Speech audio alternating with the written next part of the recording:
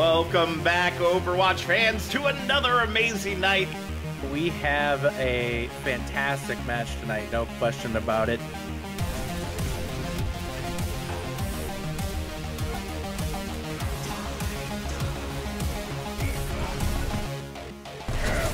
Oh my god! Oh my god, yes! Put the barrage! Make sure they can't even follow up afterwards. And Wash is down 2 in this fight thus far. Make that 3, make that 4 right now here.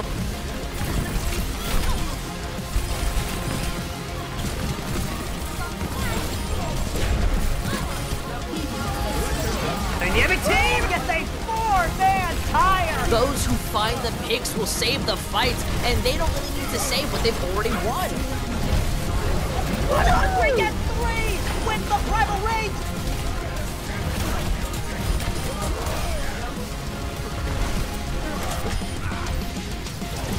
Experience tranquility.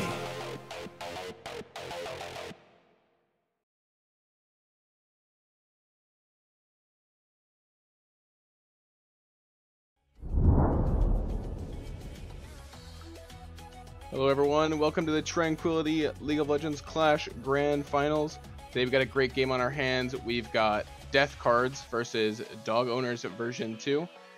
We will be your analysts for the night. I'm Bernie. This is Scotty Up and Seun. We will be breaking down the draft and talking about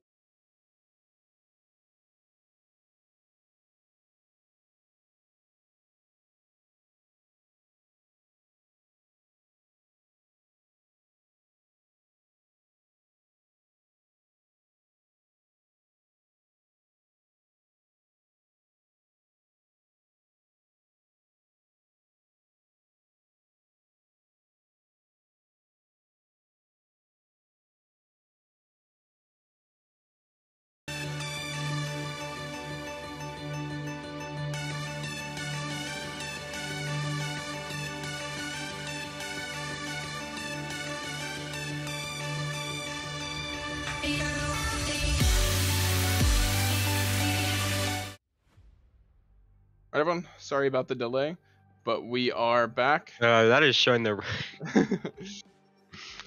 Oh, got a little bit of a sneak peek of one of our casters for tonight, but we are still going to be breaking down the draft for you all today. So right now we're waiting on the last player to join up for the lobby so that we can start the draft. But for now, let's go ahead and talk about some of the picks. So Scotty Up, Seun, do you want to break down some of the potential picks that they could be running with tonight? Well, we saw Cryptus yesterday run the game on Shen, and it was pretty unplayable for your team. I'm not gonna lie. Every time they went for Drag, Aatrox was just top lane, and they definitely ran the game with their top lane Shen. So if they leave Shen open, I could see Cryptus picking it again.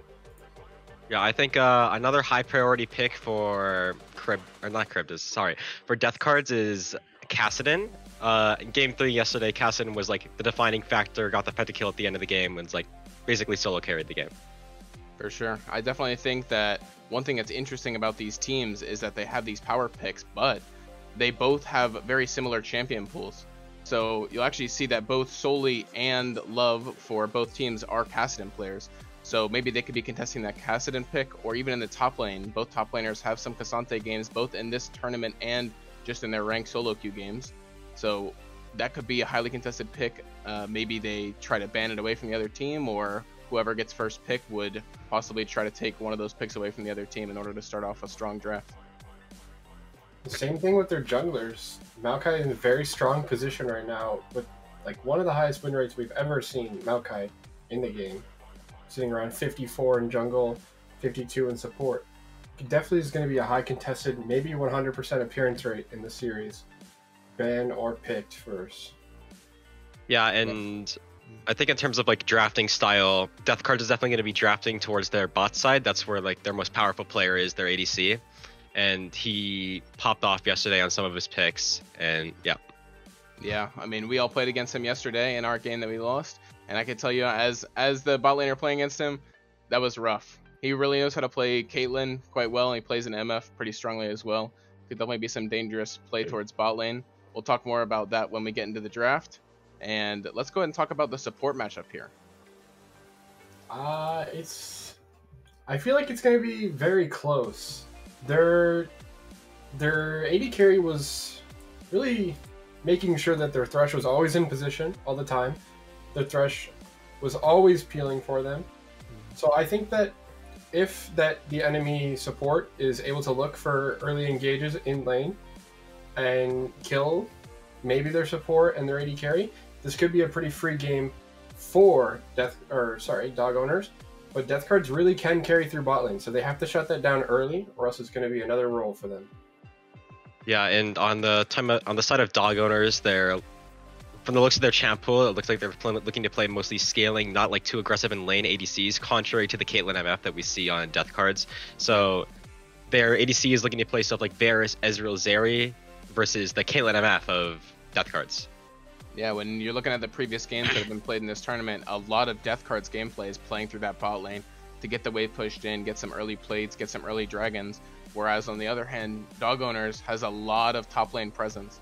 If you're looking at these previous matches, it's so often that the jungle and top are just so fed that they're able to carry these games out in the late game. Just by having the Varus in the back doing some free damage and not losing lane too hard, it's really opens up the opportunity for that fed top lane and fed jungle to just get the carry. But we could see that change because definitely Death Cards has some really, really strong top lane play as well. And the champion pool of Charybdis really opens up a lot of team play with the Shen and with the Cassante. So we might see a lot of roaming from the top lane to help that bot side out. And then hopefully that would create maybe a fed top lane versus a fed bot lane, and we can see how that plays out in the late game. You also saw last year the same exact thing where their support would just roam top all the time. They roam top, they get that kill, and then it gives their top lane the lead. And as we all know, top lane, it's not fun when you're behind at all. You sit under turret and you're dead. I'm sure Sean knows all about it. Yeah, I do. And if we're to bring up another point, the mid laners, both of the mid laners, they play like a really scale heavy team, or really scale heavy champions. So I don't know if we'll be seeing too much action in the mid lane in these games because they like Victor and Nivea Caston, Vladimir, Victor Caston, both their champ pools. It's like, yeah.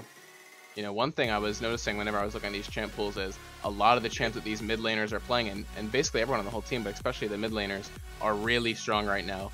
With the Rod of Ages being buffed and the Seraph's Embrace receiving a huge buff with the Lifeline Shield, it's definitely possible that we could see a lot of roaming and a lot of possibly farming and just getting XP from the mid lane.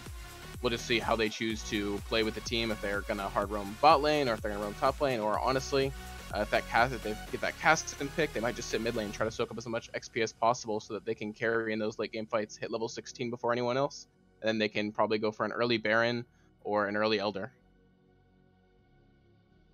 And yeah, speaking of objectives, it's gonna be cool to see how Dog Honor responds to Death Cards, because they do like the group a lot. Death Cards likes to play as a team, and we saw it last game when they. Oh, we're in draft. And we're going into the draft here. Sorry to cut you off, Scott. So we're gonna go ahead and look at some of these bans. So you'll see some of the very first picks that are taken off the board right away. It's gonna be the Yuumi taken off the table by Death Cards. We have seen Shmurda play the Yuumi Zeri bot lane. So that is definitely something that they've seen, and they don't want to play against that again. And then, a Heimerdinger. Wow, 2 support bans going towards Dog Owners and Shmurda. I was going to mention the Heimerdinger has been a really strong pick for them. And then we see, of course, the Caitlyn ban. It was brutal games yesterday against that Caitlyn. They saw that and took that into account for the bans today. Yep, and a Vlad ban. I mean, just some of the picks that they've played throughout this tournament and done really well on. Seems like some pretty good bans and allows them to focus their playstyle. Death Cards with those bans really looking to play towards that strong side bot by preventing the Yuumi from letting them hard scale and the Heimerdinger from letting them push those waves back in. Yeah, I think the Victor and the Vladimir bans are going to be like, I think it sets the tone for what the mid lane is going to be. Just going to be more of those scaling champs. Like, I think Kassadin is going to be picked within the first 3 picks here, probably. Yeah, Kassadin, Anivia, definitely something I could say. Udyr right off the bat. Wow, that's very surprising since Maokai was open. I definitely thought they'd jump on that Maokai, but it seems like they like the Udyr from yesterday. Oh, and there goes Nami. Probably gonna see that with the Lucian. Yeah, there's Lucian Nami. Of course. There you go. See how they respond to that, because Heimer is banned. Yeah, Heimer and Yuumi are banned. So they could try to play back with an aggressive bot lane. Even though that Caitlyn's banned, we have seen MF, Braum, possibly a little bit safer lane, could be playing for just peel the MF and get off those good R's and team fights. Yep, and there it is. There's the MF. We could see a potential Braum pick here or threat. Yeah, there you go. Braum, perfect. So we're probably looking for a jungle counter pick here by dog owners. Again, the Maokai is left open. That's something that's been really strong for them. So we might see that as this next pick here, or they might just choose to go in a clean mid lane pick like Kassadin. Yeah. Yep. So that Kassadin pick is going to mean that they're going to want like they're going to want a stability jungler like such as the Maokai, so that this Kassadin can come online safely in the first few levels of the game. Yeah, so Kassadin is a champ that wants to play really safe in lane. He does not have a lot of explosive power until he gets his R leveled up and gets a couple items. So he'll probably be playing safe. We won't see as much roaming from the Kassadin towards objectives early. But of course, that's the timer of when that Kassadin hits level 16. It's really, really scary for the rest of the team. And we're going to see some bans, another wave of bans come in here. The first taken off is Pantheon, which is very surprising to me. I didn't see any Pantheon in their match history, so we could see that. K'Sante, of course. Yeah, K'Sante is yeah, picked on both sides as well. Everybody's been playing at this tournament. Yone. Did see some Yone. But I'm kind of surprised he took that off the board instead of some of the other stuff. Instead of some of the other stuff that Curtis has been playing, like the Maokai ban. Maokai's Maokai ban. Of course, that's the obvious pick. So they're obviously gonna pick their jungler because they did their last pick on top lane. Yeah, it'll be interesting to see what they pick here. Sedge, that makes sense. Same idea as Maokai. It's a safe jungler, tank jungler. Yep, you can scale up early. Wow, the Tristana pick comes through. That's a big surprise. Not something that we expect to see from Love. Not mainly we see him on the AP mages, but seeing him on Tristana could be very interesting. Of course, the Nasus top. Just playing a little bit, kind of scaling to match that Kassadin. A lot of danger in a side lane, and then of course once you get scaled up, you're just unkillable in team fights, especially with the comp that dog owners have. Don't have a lot of tank shredding. They just got a lot of burst damage in the Kassadin and the Lucian Nami. Yeah, it'll be interesting to see what dog owners picks as a counter pick the Nasus here. Wukong, alright, that's interesting. That does leave a problem though on Death Card's team. They have no ability power damage. Only their Udyr with Demonic Embrace. Could be Nasus. You could see Leandre's Nasus. Leandre's, yes. That would be pretty surprising. Alright, anyway, so I believe in just a second we're going to throw it over to our casters to get this game in action. But for now, we're going to go ahead and pull up a map here, and we're going to draw how we think these lanes and the overall game is going to work out. So let me get some thoughts from you, Scott. Let's start us off. How do you think the blue side wants to play here, Death Cards? Well, very obvious. Very, very strong team fighting. We're gonna see the Nasus split pushing, and the Braum is gonna look for peel on the MF, and Udyr is gonna look to run into the enemy team. Very, very straightforward. As the early game goes, I'm pretty sure bot lane is going to be pushed in a lot, so you can maybe see their Udyr pathing towards bot lane, starting top lane. Nasus leash Nasus is fine leashing into Wukong, so you will see the jungler pathing bot if he knows that Lucian Nami are going to be doing that level 2. For sure. And for top lane, Sean, any thoughts on it? Yeah, I think that the Wukong pick on the side of dog owners is going to mean there's a lot of attention going top side, because Wukong has amazing gank setup and Sejuani has very reliable ganks. And the idea I think is going to be that Sejuani is going to start bot side, and then she's going to path to the top side. I don't know how many camps she's going to do, probably 4 camp. Could full clear, could be a 3 camp, 4 camp. Yeah. Could be really anything with Sejuani. The idea is to shut down this super late game scaling Nasus early in the game so that he can't scale up and be really difficult for the enemy team to deal with on the side lane. Yeah, they've got pretty even. I think these comps are pretty even. But to be honest, I think the Kassadin is just a better scaling pick than the Nasus, especially in this game. I think the Wukong can do a much better job can do a good job shutting down that Nasus, but really you could say the same thing for the mid lane, right? This Tristana can play so aggressive and just keep this Kassadin zoned off of farm and XP for so long that it's definitely believable that, whoever's able to shut down the enemy scaler early, and then of course get their scaling champ, whether it's Nasus or Kassadin, to that level 16 into those high power spikes, and is able to contest objectives, is really going to win here. So what do we think about the Kassadin pick into the blue team's comp? How does the Kassadin win team fights, and how is he able to get in against the jumping away of Tristana, the Peel, Udyr, Nasus slow, of course? Well, it's going to be important that Braum is setting up perfect vision on the enemy team, so Kassadin can look for easy flanks into the MF, because if MF ult and Kassadin isn't there to silence it, that's their team gone. MF's ultimate is very powerful, and I'm pretty sure she's going to build the Eclipse build with the lethality and collector. Yeah, for sure. Just looking for those powerful ultimates. I could believe it. Yeah, I think that Kassadin's like main goal in fight obviously is to get on this Misfortune, the backline safe damage output. Except I think at the same time, like Death Card's team composition has an amazing peel for this Misfortune and that Kassadin, so it'll be really difficult for him to get on the backline there with the Braum and the Nasus Wither and the Udyr stun and everything. For sure. Hopefully this Lucian Nami can just shut down the MF Braum. Right, Lucian Nami we know is the aggressive lane right now and is very, very oppressive to play into as an ADC, but of course you've got Braum down there to prevent a little bit of that burst damage, but of course a good Lucian Nami is going to find a way to get that burst damage in and nuke that ADC. And we saw it's a plat 4 Lucian. He's gonna be dominating. It's very clear. He knows his stuff. He knows how to get the waves in. He knows how to freeze. And once you freeze on MF, there's not much she can do. She's just stuck there. They don't have any poke to clear that wave. So it's going to be interesting to see how well this lane's going to go for Lucian Nami. Yeah, for sure. Taeyoon, anything you want to say about this top matchup? I know Wukong Nasus not really your comfort picks, but it's definitely something I'm sure you have some knowledge on the top lane of how can Nasus play against this and how can Wukong try to abuse Nasus's early weaknesses. So Nasus early on has almost no damage in his kit. His like main method of staying alive in lane is his Wither, which slows the enemy down and like slows their attack speed, making it really hard for the enemy to engage. But Wukong's main like damage in his kit doesn't rely too heavily on attack speed, and once he's on you, the move speed slow doesn't matter. He has a knock up, he'll instantly knock you up level 6. And it's really hard to prevent him from doing that. And because of Nasus' early game weakness, he just won't be able to stop that. And then especially if he's getting ganks from Sejuani as well, like it's going to be really hard for Nasus to play. For sure. One thing I'll say here is, as we look at these objectives, these early objectives, yeah, while blue team maybe has a stronger mid lane early, we're looking at both kind of top and bot for red side are going to be having prio in both of these lanes. So we could definitely see some early objective stacking on both of these lanes, right? We could see early heralds, early dragons, which is of course going to be really strong in the current meta where dragons are so strong and every team is playing for bot lane to get those early drags.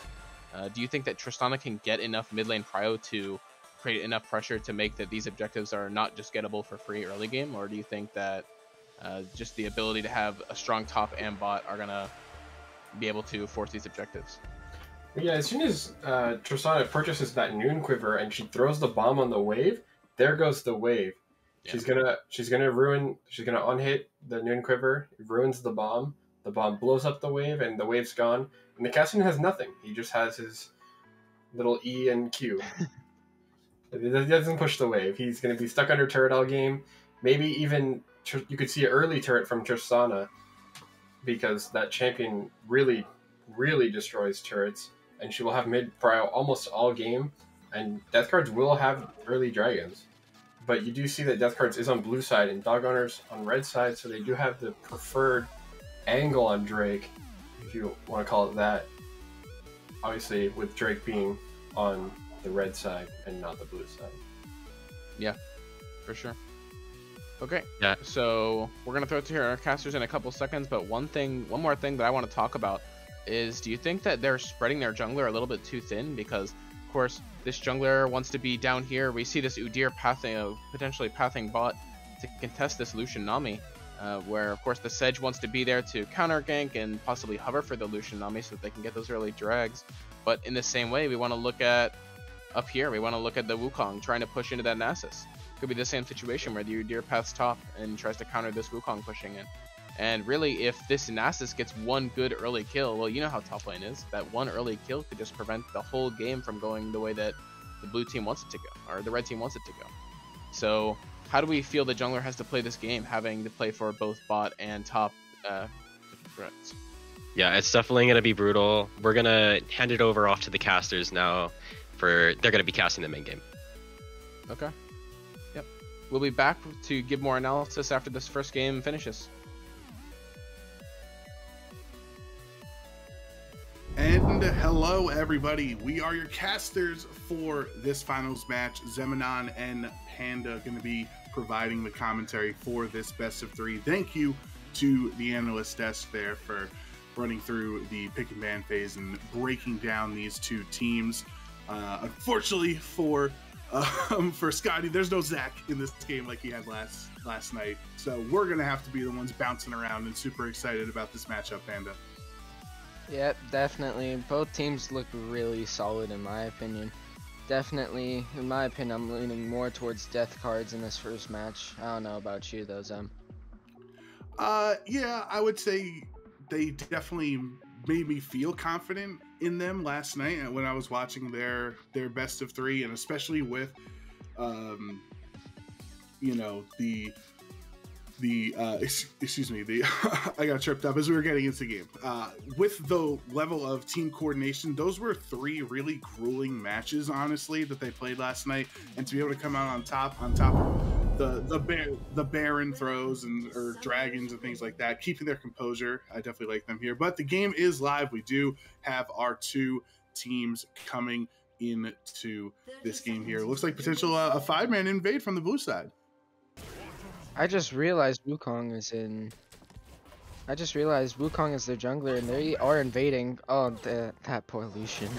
Yeah. Oh, Lucian actually having the flash right away at level 1, and then the recall. So, team, if they want Death Cards, they can either stay here, try to get that blue buff, or just recall. It's like, hey, we got a summoner out of it, so it should be worth.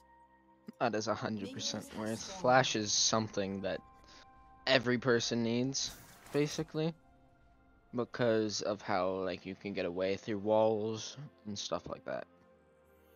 Yeah, and so the dog owners are gonna have a difficult time, especially bot lane, because Lucian and Nami really want to have that early game pressure that they can output. But with glowing flash before the laning phase even started, that just must make Unborn Newbie and Mr. Gilly feel even more confident in this matchup.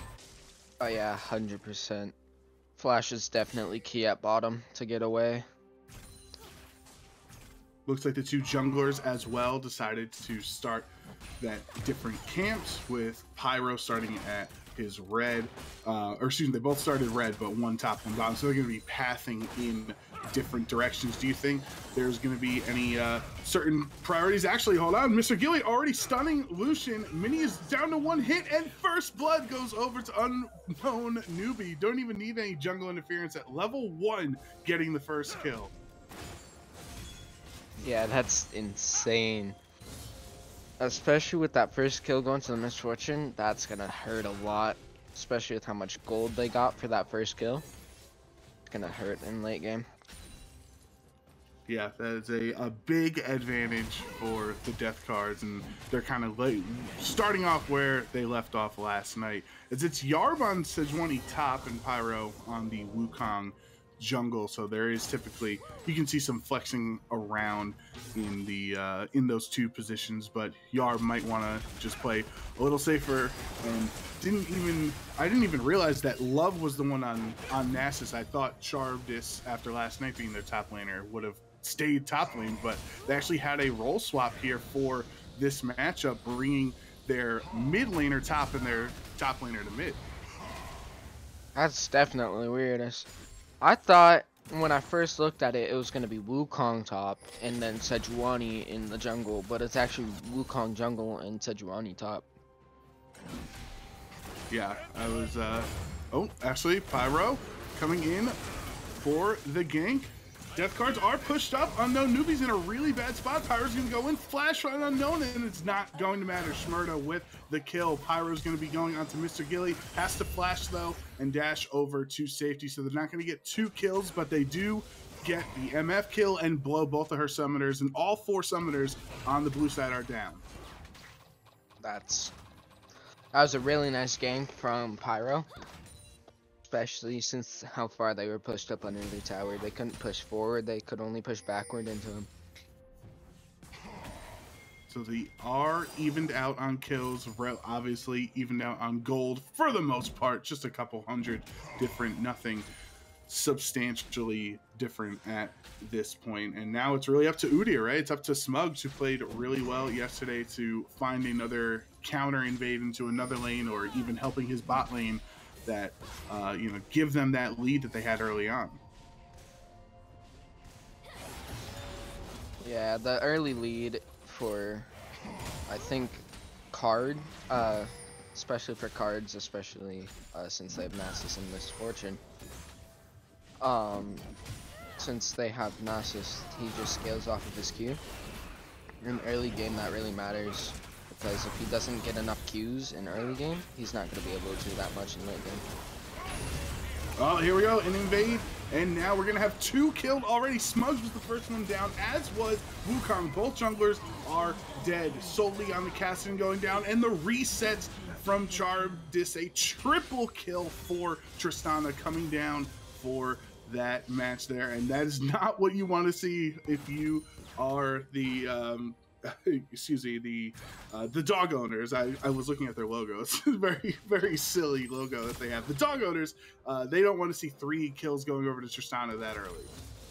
Tristana definitely hurts, especially if they get their first item first. She can just shred through almost anything. So now, 5.5 minutes into the game, we start to see a gold lead developing thanks to that triple kill on Tristana, being just under 2,000. The first dragon of the game has spawned. It is an Ocean Soul, and Udyr looks like he is in the vicinity potentially for a gank or to try to take that dragon. But Yarber's going to push up, getting the stun on to Love. This is matchup. They are both level 6 at this point, so anything could happen.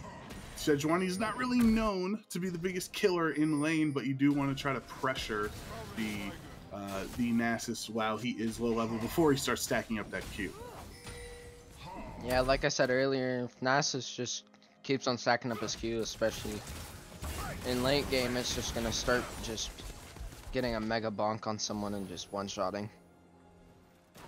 Smugs did walk away from the bot lane, decided not to go for a gank or for the dragon there, so instead just gonna clear his Krugs, but Yarb with the Q in onto Nasus, and he is very low. If there was, you know, any intervention, unfortunately Pyro is on the other side of the map, might have been a chance, but Yarb is just going to keep pressuring this Nasus out, and right now he actually has a CS lead, a small CS lead over Nasus.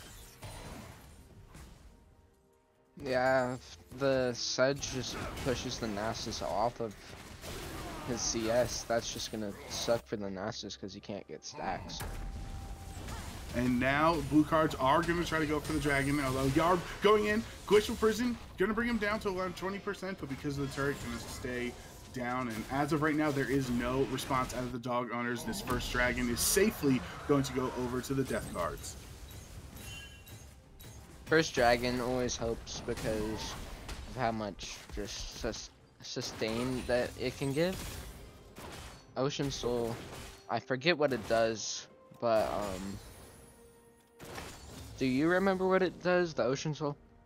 Yeah, you have like health regeneration and mana regeneration when you are damaging your enemy, something like that. I can't remember off the top of my head, but it's a sustain dragon compared to some of the other ones like Infernal or Mountain. That's the best way to stick around is by getting Ocean Soul. But fortunately, we won't be seeing that there since it was the first one. Next up will be Infernal, and then we'll know after that second one what the type of map is going to develop into. But Mr. Gilly actually trying to go in there and unfortunately not getting much, but Shmurda missing the bubble means that they can't punish him.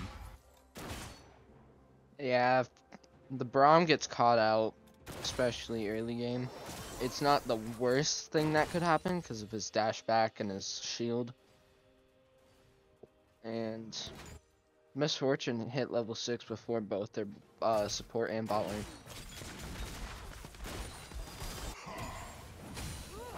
So we are still full health up in the top lane, and Yarb has just been bullying Love down this entire match. Gets the stun yet again, bringing him back down to half health, and Love is not enjoying this. This is a matchup he'll definitely appreciate later on as the game goes on, when he stacks up those Qs, and could be a position for Death Cards to have their late game hero, just like Soli and Kassadin for the dog owners. But there is a gank. Wukong flash into and ulting down into the bot lane. Unborn Newbies just trying to walk out, but the second hit of the Cyclone is going to knock them again and getting a kill on Mr. Gilly. The gold going over to Mini. Up on top side as it was going, Yarb was a little overzealous in that matchup against Nasus. Finally gets punished for it, so that does even it out a little bit. They trade the 1-for-1. Yeah, definitely. Feel like that double gank was definitely worth this trade. Because did the Braum die or did the Braum get out? Braum got out, yep. Braum got out, which that's only a 1-for-1 for both teams. That is an extra level smite for the Wukong that's gonna help with dragons and stuff. We do have just over 2 minutes left until that Infernal Dragon spawns, the second one of the game, and this Tristana is really just punishing Kassadin, and that's exactly what this pick was for here, using an ADC, definitely an early dominant ADC as well, that Charybdis is using compared to Kassadin, who is not very strong in the early game.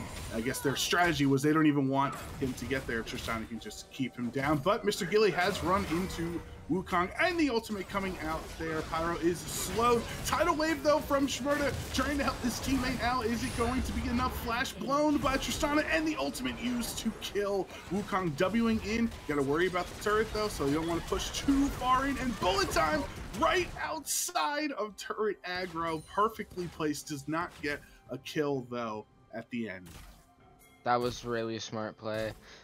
Definitely just taking the 2v3 fight when Tristana already almost has when Tristana's basically fed, going 4-0 right now. Oh, they're about to get their first tower. That's really good, especially because of the first tower bounty. Right, and all that turret plating too this early helps propel Tristana even more, right?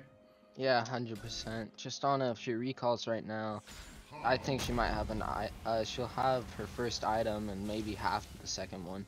She already has boots, so that's how you can tell she has a lot of gold, especially with the 100 CS and Kassadin only having 70.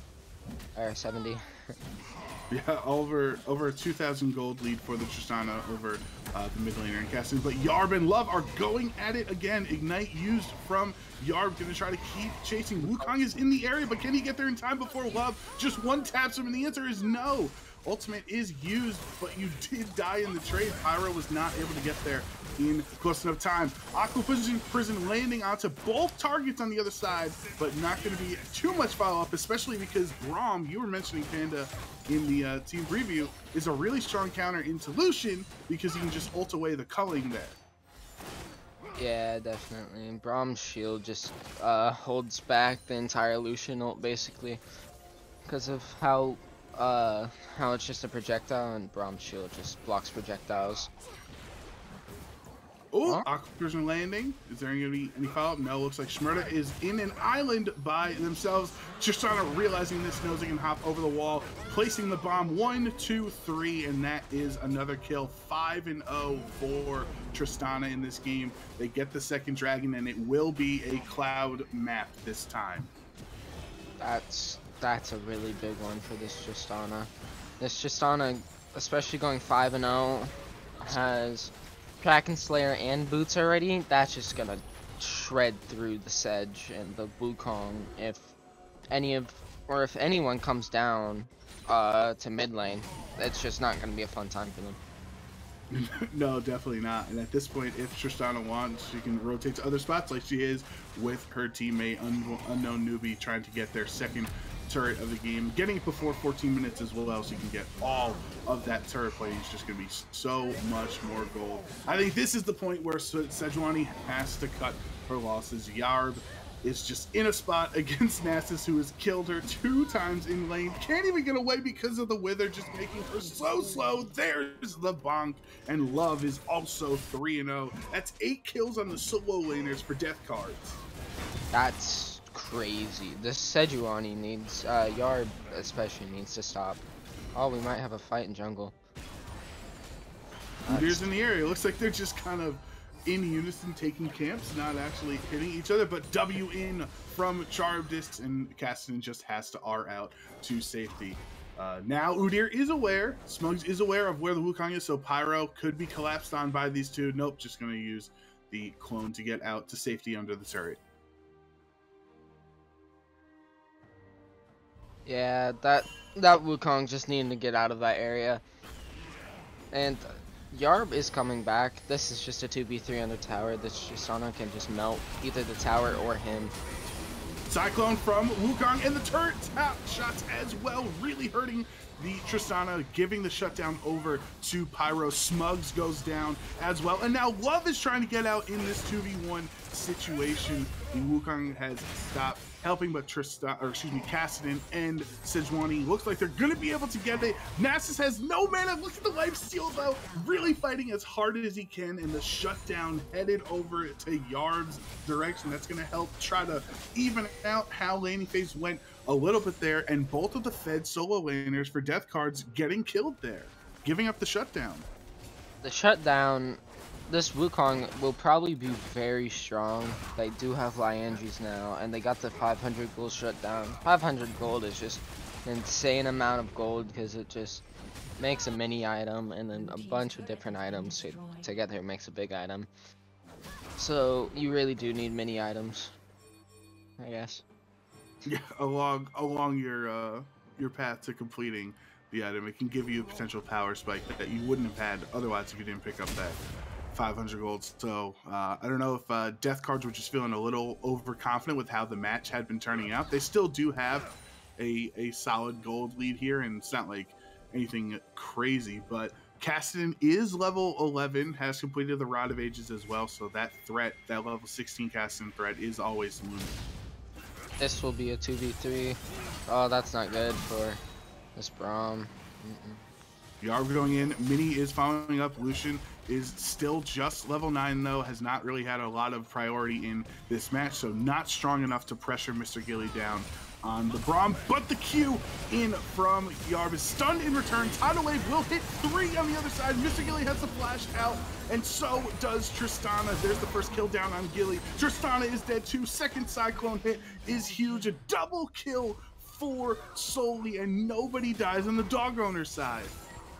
That was a really intense fight, especially having almost 2 people, 3 people, maybe even 4 people almost die there. Kassadin's just being at full HP, being like, I took no damage. Like, I'm fine. But, oh, they popped the Rifter on top. That's probably going to take first tower and maybe even hit second tower a little. They're going to bring it down to under half there. If Udyr was going to help, if Smugs stayed with Nasus, it'd be a lot quicker to getting that turret down, but Yarb has responded. They did get it down, but I don't know if this, yeah, it looks like they're going to stop the second charge. It looks like they've just been sticking all together since they're all lower level than the laner that they're up against.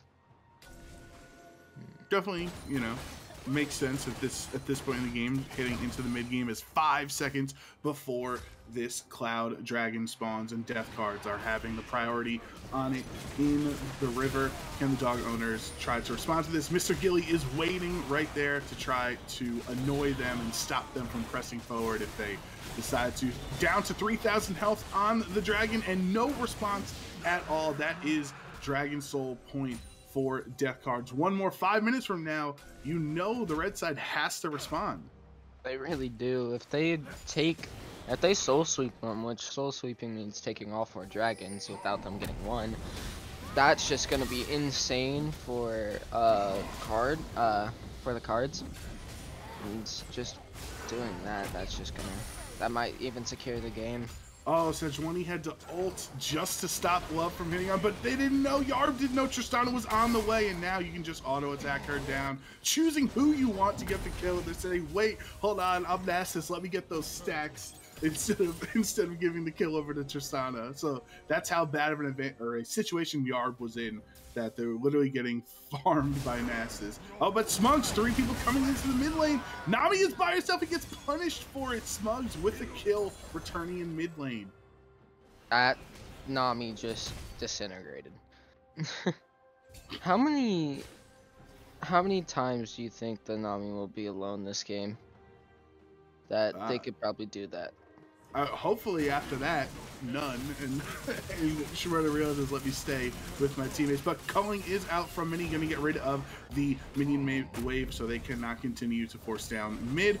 Pyro, their jungler, is actually up top defending, or I should say defending top while waiting for Yarb to respawn there. But it is just about a 5,000-ish gold lead for Death Cards here. And like we said, they are close to getting the Cloud Soul, which would help propel them to victory even more. Yeah, 100%. If they get this 4th soul, does it bring Elder Dragon immediately, like 5 minutes after, correct? I think it's longer than that. I think it's, I don't know, off the top of my head, I can't remember if it was 6 or not, but it's, yes, the next dragon that would spawn is the Elder, which is an issue. But Sully using the ult to get out there kind of got caught. That is a cooldown though for Mr. Gilly. He's not going to have his ultimate for a potential team fight coming up in the next minute or so. Yeah, Braum's ult does help in a team fight, but it's not like the worst ult to not have. Definitely just a team ult. How many stacks does Love have in total? 402. That is good. Yeah, that's actually pretty good at 21 minutes. Yeah, well, it would make sense since, you know, Love is 4-1, and Love was the carry last night for the team on Kassadin, so definitely a familiar position to be in on these carrying champions that, you know, the longer the game goes on, the more powerful they are. So we were confused at the lane swap initially at the start of the game, but it's definitely worked out so far for Death Cards. Yeah, 100%. This Tristana is just shredding, and Love is also just shredding. It's like probably gonna be their 2 carries this entire game. When I first looked at it, I thought it was going to be Nasus and Misfortune, but it's actually Nasus and Tristana. Not much has actually come down from the bot lane in this match for Death Cards. Just, you know, 1, 2, and 3 on Misfortune. Does have her second item finished compared to Lucian, who is still waiting to finish off that second item, going for the rapid fire cannon there. So Lucian, an early game champion, has not really been able to help the team out that much, even considering the bot lane was not that strong in this matchup. Yeah, Lucian is probably not. Lucian got a second item. Lucian is not really a carry. Like, he's not the biggest carry in my opinion, but he does help do a lot of damage. Glacial Prison being used just to try to keep Love away, but that is not going to deter the Nasus. Yarb is down so low, surrounded completely by the entire team, and that is the 5th death of the game for Sejuani. That's really bad. They've probably just... That Sejuani's not having a very fun time. Looks like Gilly walks into the entire enemy team. Tidal Wave is used, but only hitting him.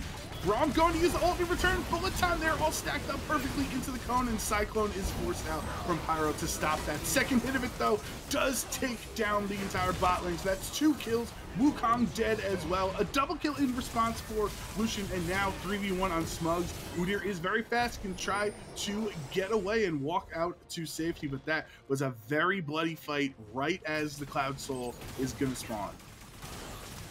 When I saw them coming down, I really thought that they, that the Cards were actually going to win that fight.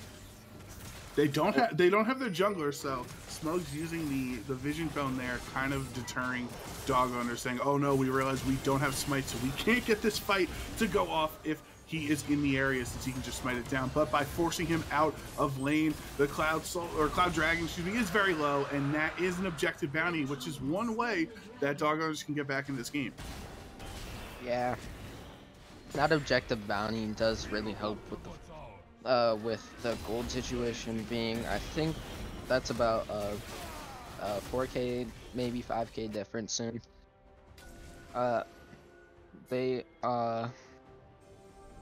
Them stopping I just had an entire and total brain fart. The Elder Dragon just coming soon and them getting soul swept, just taking that extra dragon just really does help dog owners by not getting absolutely rolled. It gives them 5 more minutes for the Kassadin to try to scale up, but Death Guards are on Baron right now. It's already down to 2,000 health, and there's no response from the other team, so that is a free Baron for Death Guards. You can try to push down. They've taken the tier 1 of every single lane, tier 2s in bot and mid as well, so they can push from a bunch of different areas. And Shmurda gonna try to place a ward, but getting hit by Mr. Gilly's ultimate there. No follow-up though from the rest of the team. They're too busy clearing out the red side jungle.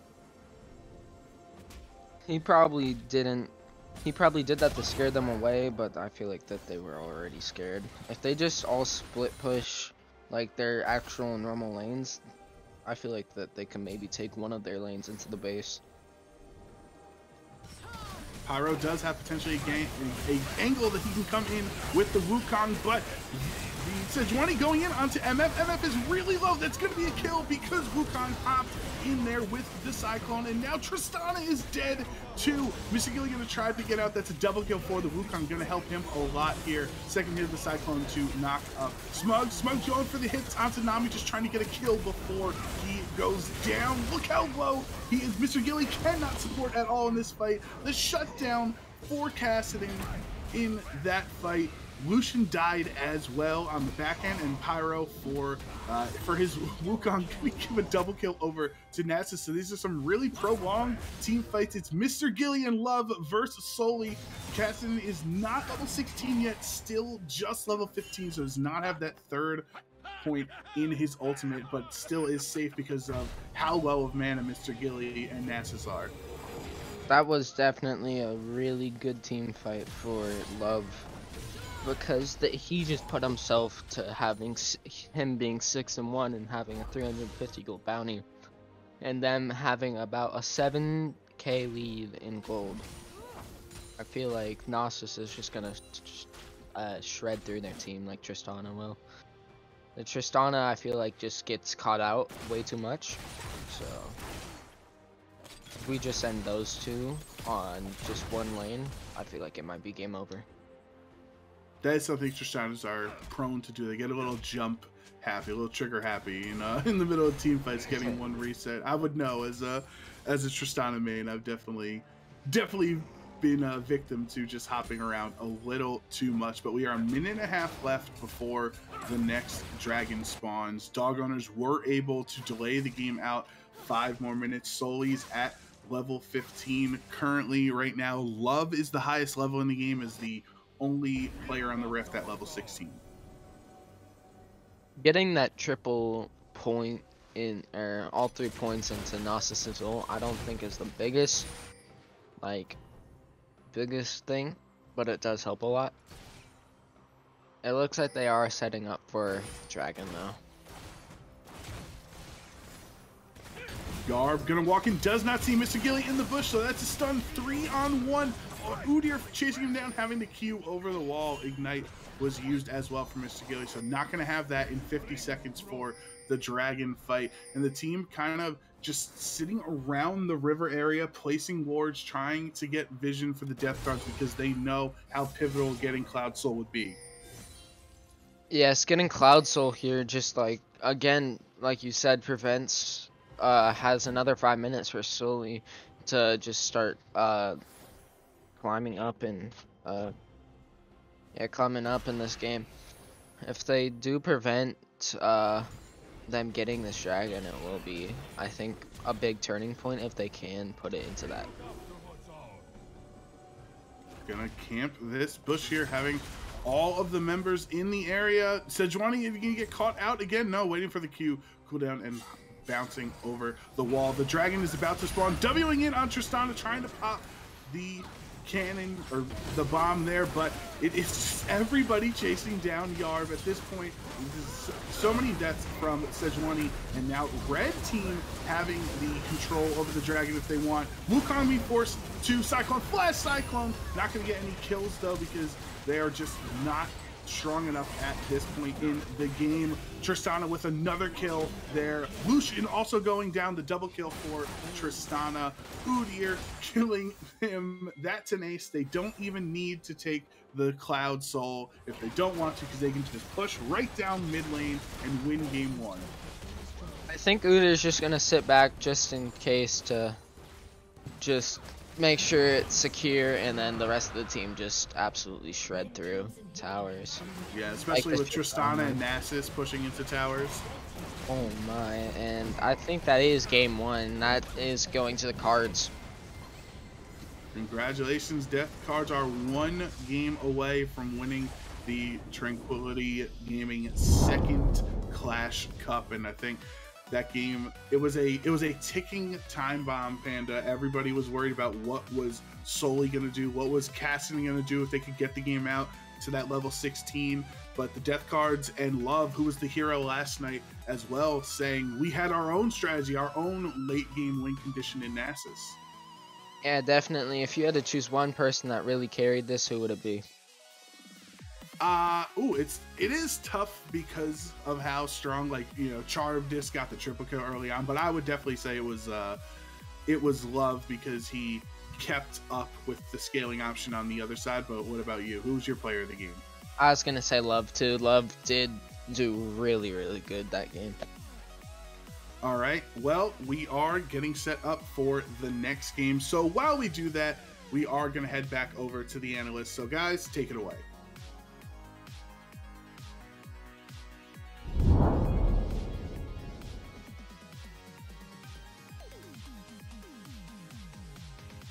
All right, so thank you, casters, for casting that game. Man, that was such a huge game. Swings in both directions the whole game.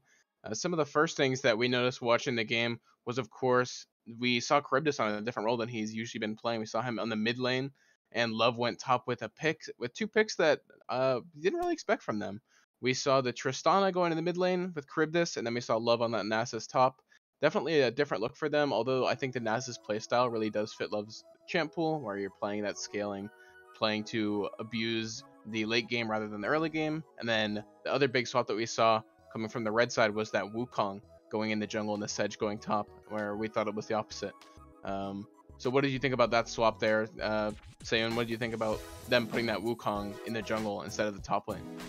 I think in terms of the lane matchup itself, I'm not sure how much I agree with Wukong going into the jungle there. I think in terms of like how the whole game played out, it was good, but it's like Sedge into Nasus, she got outskilled like level 6. It was just like really brutal to watch. Well, the problem is with their comp is that if you put Sejuani in the jungle and you want her to go tank it with the Heartsteel, it's very hard to stack Heartsteel in the jungle. You have to be in lane, you have to be trading to stack that Heartsteel. Yeah, it's really tough. Yeah, for sure.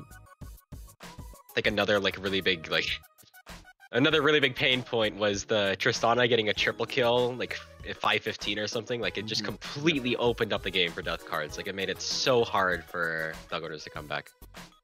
Well, if we talk about that level 1 invade, like before the game starts, obviously the invade, Lucian flashes, and that's it. He dies in lane. Yeah, we see Lucian flash very early, and then of course the Wukong is gonna walk down and just abuse the fact that he flashed early. Sorry. We're gonna see Sedge? Lucian? I'm mixing my teams. We saw the jungler path down and abuse the fact that he didn't have flash to get an early pick on that MF, which is just so huge for that lane. It removes so much of the pressure that Lucian Nami has, not being able to get a level 2, level 3 level advantage and then try to burst down that MF and chunk them out of lane early. Yeah, that led to Death Cards being able to just take control over all the objectives. They ran all the dragons up until the 4th one. It was really hard for them to play. Yeah. and then you saw the Wukong running that fight. Actually, it really looked good for them at one point on the Soul fight. Looked like they could maybe turn it around with all the bounties collected, with the Wukong on the flank, and then Kassadin R's in and kills their entire team. Yeah, that almost swing the game back around there. That was really close. Yeah, that was a beautiful play. I saw him setting it up, and then as soon as that MF ulted, and then he got that 3-man ult, that was just such a huge swinging point. Unfortunately, it didn't seem to be enough for the team, but it was a really, really great job by that Wukong. I think that Wukong did a lot that game. Was really a lot of places on the map and had a lot of good Rs. Whenever we saw a lot of these good engagements, it was usually the Wukong, whereas normally I feel like we'd be expecting the Sedge, and maybe the Wukong's playing a little bit more peel for the Kassadin, or as a secondary engage going on that MF after the fight has already begun. Yeah, and we're in draft now. Into the draft, Yuumi ban again, of course. Caitlyn, obviously, they're very powerful at Caitlyn. Oh yeah. Could maybe see the MF getting banned, but of course, there we go, Heimerdinger. Yeah, we could just see the same bans here, to be honest, but I think that's what we're gonna end up seeing, is just these same bans, unless Dog Owners decides that they do want to look to chunk out this bot lane draft. So we'll see what they choose to do here. But one thing that I want to see is, who do we think's going top? Who do we think's going mid here? Because again, we saw Charybdis top lane most of the tournament, and now we're seeing him in the mid lane, and I think he did a great job. Right, he got triple kill. Maybe he got caught a couple times, but overall, I think the pressure that he applied on that Kassadin really prevented that Kassadin from getting to the high levels when he wanted to be at those high levels. Yeah, and as we start off like the pick phase here, we see that the Udyr is banned. That is unlike last game. Instead of banning Victor, they banned Udyr. See that they're going to go for the Victor first pick. And the Victor first pick, yeah, it's beautiful. So now Dog Owners, they could just go straight for a bot lane here. I'd be surprised if they pick that Lucian Nami again. They seem to have a tough time. Yep, and here's the Dog Owners bread and butter. Their ADC loves to play Varus. They've had great success with Varus this whole tournament.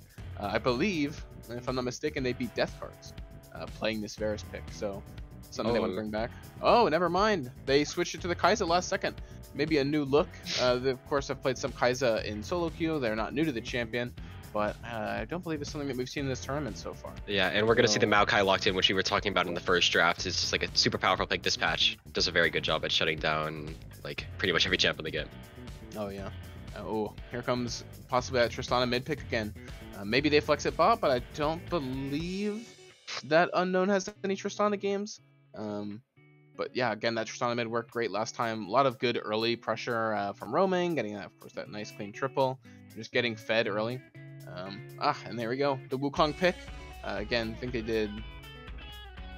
Oh, this is a different Wukong on the other team now. We'll see if they can have the same impact that the enemy Wukong had. They seem to like that pick. Maybe take some notes from the enemy team. Wow. The Twitch pick was it? You know. Twitch. And Fizz, alright. Wow. The Fizz into Victor, how does that matchup go? Surely the Fizz wins early, but I think Victor can play so safe and CS from such a long range that if that Fizz doesn't get an early advantage, it could definitely be a problem. Yeah, the Fizz's objective is probably just going to be to shut down Twitch. I don't think he's going to be able to touch Victor after like 20 minutes. Lulu banned out. That's of course something that like always goes to the Twitch. That's something that like always is an accomplice because it enables Twitch's kit really well. Yep. More attack speed, more move speed, stuff that Twitch just loves. Of course, you can always keep people alive longer in fights, whether it's Victor, whether it's Twitch. You know, a nice Wukong combo with the Lulu R as a knockup. And we say Castante. Oh, Braum ban. Definitely something I would be scared of after last game as well. So I'm glad to see that's banned out. And the Hecarim is the final ban. I guess they're assuming the Maokai is a lane Maokai because Hecarim is never played in lane. So I believe Dog Owners has played Maokai support in this tournament, but it is surprising because they have also played Maokai jungle. So we'll see. Yeah, I think there's just a lot of flex potential there. Being safe, they don't want to play against the Hecarim. They're really scared of it. Yeah. Ooh, and Aatrox. Trox has a lot of options for counter picks, so we'll see how the blind pick of it does. Yeah, we'll see. We could be looking, I mean, Fiora's banned. We could be looking for something like Aurelia Darius. They both do really well into Aatrox. I know Charybdis did play Fiora yesterday. Banned in their out. game against your team, and is banned today. So we could see something mechanical to counter that Aatrox, like an Irelia or wow. Oh Jax. no! Yeah, there's the Jax. That's a scary pick in this Yeah, this meta. Jax is just so broken. Yeah, Jax has always been a really good counter pick to Aatrox. You see that picked in pro games all the time. Jax into Aatrox has always been strong, especially since they buffed Jax this last patch, when Jax is already really individually strong. Into Aatrox, it'll be really tough for Dogonas to deal with that. I really want to see their support here. It'd be interesting. Morgana. Morgana, wow. I don't agree with that fully. I think it just doesn't. It's obviously meant to help Black Shield the Twitch and keep the Twitch alive, but I don't think that pick's really going to be able to enable the Twitch as much as like another Enchanter would be. As much as something like, you know, of course the Lulu and the Yuumi are banned, so another Enchanter, even the Nami could have been picked. Something that they seem fairly comfortable on the Nami. So. And here. Oh no, not the Kayn. Oh no. The blue Kayn. Well, as a Kayn main myself, I think Kayn is in a very tough spot right now. But we'll see if they can make it work. I think it's a fine game for it. It's a little bit hard to play into Jax and Wukong. But we'll see if they get access to that black line. Would be one of the Kayn games. Yeah, so for those who don't know, Kayn can go two forms. He can go a melee, more tank, bruiser. And he'll generally do that playing against more melee champs and those closer range comps because he can get on them easier. Or there's the assassin form known as Blue Kayn. You're playing more against range, it's easier to access the backline, and you do a lot more burst damage with your passive on that champion. So hopefully this game we'll be looking at a Blue Kayn, a little bit more exciting for the viewers, and hopefully a little bit more able to shut down the carries of Death Cards this game, which is of course going to be that Twitch and that Victor. Yeah, team fights are going to be really explosive this game with picks like Aatrox, Kayn, Wukong, Jax. They all like, and Twitch, I guess. They all get right in your face and like just want to like blow you up. Yeah, so let's go ahead and draw out the plan here. So how do we think that this game's going to go? Again, we're going to assume that Maokai's a Maokai support then, right? It did end up being that Maokai support, so we're going to go ahead and put that down here. And then, of course, Kayn, Kai'Sa. Do we think that Kayn's going to start top or bot in this situation? We know Kayn's more of a clearing jungler rather than a hard ganking, but of course he does want to have pressure on the map consistently. I think that it's definitely going to be palling towards bot side. Kai'Sa and Maokai has way better gank setup than Aatrox early game, I think. Especially in a Jax, really hard to gank him. The mobility on the Q. I really don't think that Kayn is going to go for any ganks early. Yeah, but if he does, it would be bot lane because he needs to get that blue form if he wants to go blue, obviously. If he wants to get blue form, he has to hit the ranged champions. And that's where you see Twitch and Morgana. But it's really hard to set up a gank on Morgana. Yeah, for sure. And what about the blue side jungler, Sky? Where do you think the blue side jungler, where do you think that this Wukong is going to be pathing? They're going to path up, help that Jax out early, or do you think they're going to go down, maybe try to contest that Kayn gank, look for something early on this Kai'Sa Maokai lane?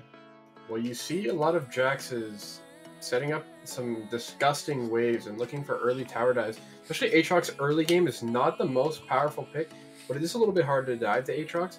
Yeah. So maybe you'll see Jax and Wukong looking for something top lane, but it is hard to kill Aatrox. Yeah, and I want to remind everybody watching that there's a RP giveaway. I think it's exclamation point giveaway in order to, or not exclamation giveaway. There's a chat redemption thing that you have to do with channel points. Yeah, put in your channel points. Go get those RP. Go get the points. Buy me a skin. Buy me a skin with your RP. 1,000 channel points. 1,000 channel points per entry. It could be your RP. Yeah. What do you think of the Fizz pick, Bernie, in like the scope of this game? How do you think it's going to I play out? love Fizz. My first love was Fizz, but this game, it seems a little bit tough. I mean, again, I think the biggest threat this game is going to be the Jax and the Victor. Of course, you can look to shut down the Twitch, maybe even get on that Morgana, even if they have Zhonya's, but there's just so much frontline power from the blue side that's going to prevent that Fizz from getting in there. And even maybe if you do burn all your resources to kill that Twitch, the Jax is probably just going to kill your whole team and then turn and kill you. It's a really scary thought to be playing against Jax and Wukong on Fizz. Just so much CC and peel that you have to find a really nice flank. And even then, maybe your team just still loses because it's really hard to play without a mid laner. Of course, you do have a lot of map pressure. You should be pushing in. You should be getting pushed in on Fizz a lot just because you're playing against Victor. Victor's got a lot of that ranged ability to push in waves. But hopefully Fizz level 6 can look for roams, either top or bot. At that level, Aatrox will be quite strong. And then, of course, you can always look for something bot lane as Fizz. You've got that assassin power. As a Kayn main myself, Yeah. That Fizz ultimate is very powerful for setting up the Kayn one-shots onto their carries like Victor and Twitch. If you see that Fizz ultimate go out, you will see a Kayn come right through the wall and one-shot them, and there's nothing they can do about it. Oh yeah, for sure. I think that something that we're gonna see a lot of here is, I mean, I'm not too sure. I haven't seen a Maokai support in a long time, but Maokai I know is quite a strong pick in the jungle right now. We could see a lot of early skirmishing over these dragons. I think these lanes are quite equal in power, especially once that Kai'Sa gets that empowered Q. Maybe Twitch Morgana gets that first drag, but when you're looking at the second, there could be a lot of contesting. Kai'Sa gets quite strong once you get to that 1-2 item power spikes.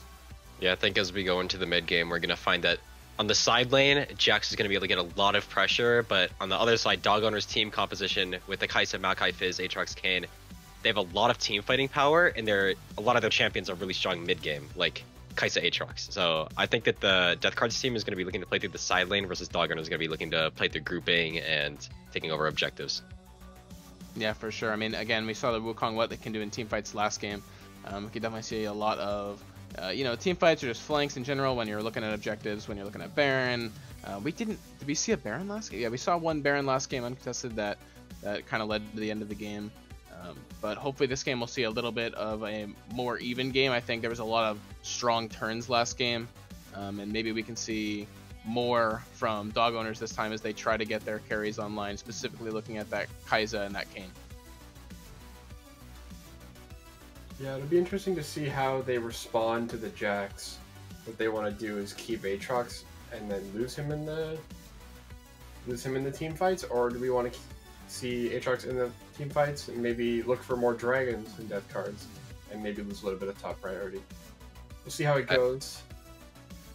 Yeah, it definitely feels likely that it's going to be going towards the forfeiting top prio because Aatrox Jax is just really brutal to play, especially just with those strong Jaxes right now. We'll probably be seeing a lot of Aatrox remain on for dragons and objectives more so than Jax will be looking to split push on the side lane and then maybe teleport into fights once he's taking stuff on the side lane. So when we get to these team fights, how is the red team going to be able to shut down this Jax? I know we kind of talked about how we can shut down the carries, but really whose job is it to make sure that this Jax does not just get in there and kill everyone like we've seen him do in so many games nowadays? It's 100% on Maokai.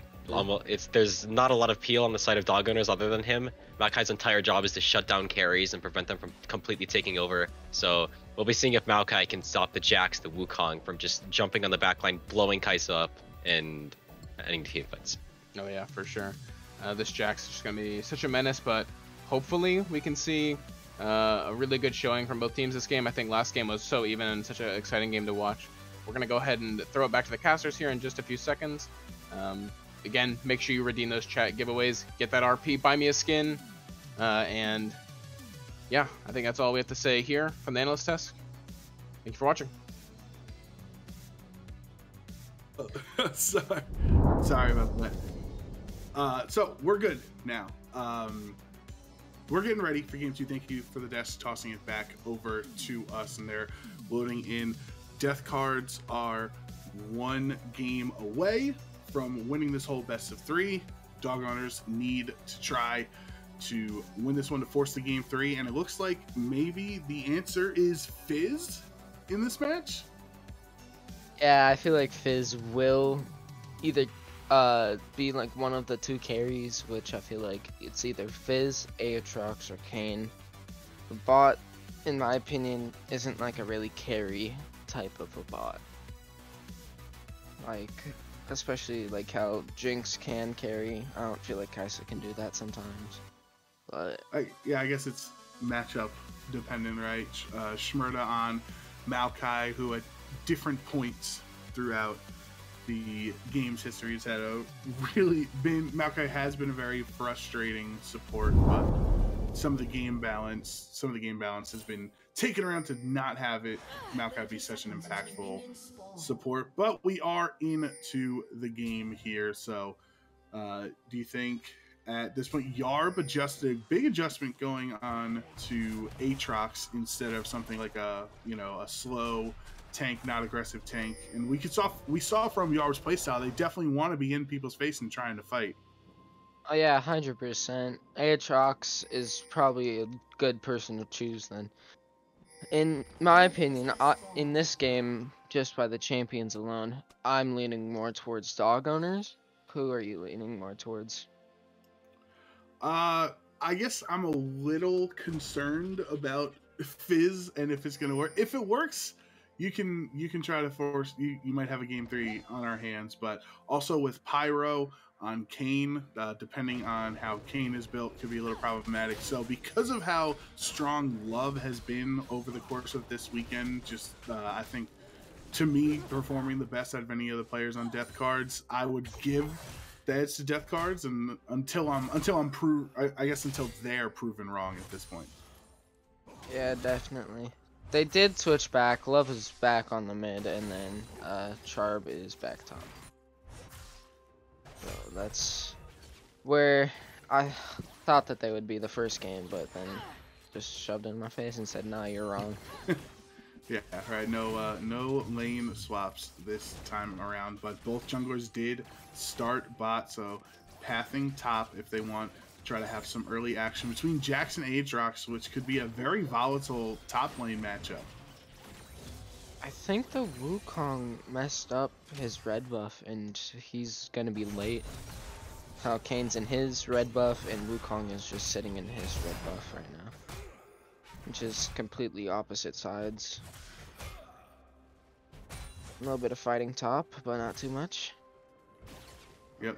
Kayn also having an earlier clear than the Wukong, helping out a little bit better. But this bot lane matchup of Morgana and Twitch against Kai'Sa and Maokai could be pretty exciting. Love hits level 3, as does Soli, and this is what Fizz wants to do, bringing Victor down very low, just being a pest, down under 10% of HP remaining, but not enough for a kill on Love. Gonna have to recall, and this is what Soli needs to continually do to keep the dog owners in this game. Yeah, 100%. Just keeping Victor just not doing too much in the game. Because Victor, as I think we were talking about it before.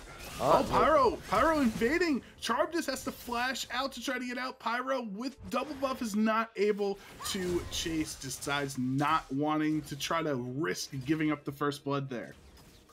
Yeah, giving up first blood always sucks, really, if like you don't even get a kill out of it. I feel like in like the jungler matchup, I do lean towards Kayn more, but Wukong can definitely just go, just carry a game. They both like to dive in, past the front line into the squishies in the back line. Especially we saw, even though it was in a losing effort for Pyro last game, on Wukong, just getting in and frustrating the MF and frustrating the Tristana, just completely walking past the front line there. But Yarb right now fighting against Charybdis. Smugs is in the area, but the ward spots him, so you're gonna have to flash. Counter strike. Yarb is gonna flash to try to get out, but Q's back in and gonna keep trying to fight there. Looks like he is at safety as Wukong is pushing off. Mr. Gilly is also really low in this bot lane there, so a lot of flashes used, but still no first blood. That was very close, and that could have been very, very bad for Yarb there. I feel like he is gonna TP, and yes, he does TP top. This bot lane, Twitch does hurt late game, but if he doesn't get fed, he's just another backline unit. Yeah, I think you can kind of say that about both of the agencies, but Charybdis is going in. Q3 with the full health. Aatrox and first blood headed over to dog owners. Let's go. That Aatrox play was very smooth, especially with the pull. I don't think he jumped out of his pull in time and just pulled him right back in. Yeah, kind of also not really respecting your opponent who was able to recall. I know like you got them low and you blew flash and everything like that, but being able to recall and being full health where he was not. But Pyro with a gank mid lane flash from Victor, going to bring him to safety. No kill there. Charvdis and Yarb are just continuing to going at it. World Ender has been popped. Charvdis is in a really bad spot. Is Yarb going to be able to get him off? The Q misses. Now he's under turret, but lands the next Q, and Jax is down again. And that's 2 deaths in like 30 seconds. That's super scary. If Aatrox is fed, he can turn into a 1v5 pentakill tank of a man. He's very scary, especially with lifesteal. And that's 2 kills plus first blood. So that's a lot of gold. That's about, yeah, that's 1,000 above the Jax. Yeah, that's bad because you don't want to be a Jax from behind. I feel like this game has a lot of potential scaling champions, or let's say like effective late game champions that really don't want to fall behind and not be useful during like the important power spikes, the important moments in team fights. Oh yeah, 100%.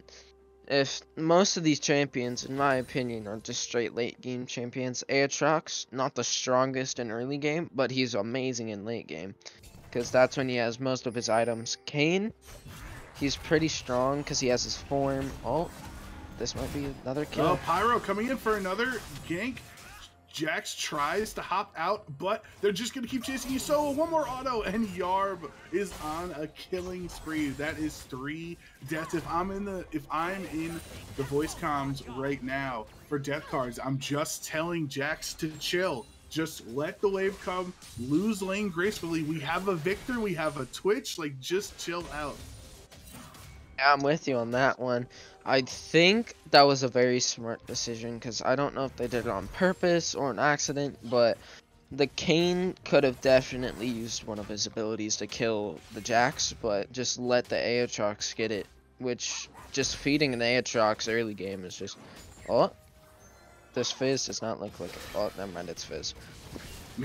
I think that's the epitome of Fizz gameplay. Oh, Fizz is in trouble. Never mind. It's Fizz. So, first dragon still has not been taken by either of the teams 8 minutes into the game. I think maybe it's going to be a little less deprioritized since there's been so much action in the top lane, but eventually someone is going to try to start stacking those dragons. Yeah, definitely. There is just only about a 2k gold difference on dog owners. And that's not as big as I really thought it to be. Everyone's pretty even on CS, in my opinion. But I feel like the biggest difference will be in CS is probably the junglers.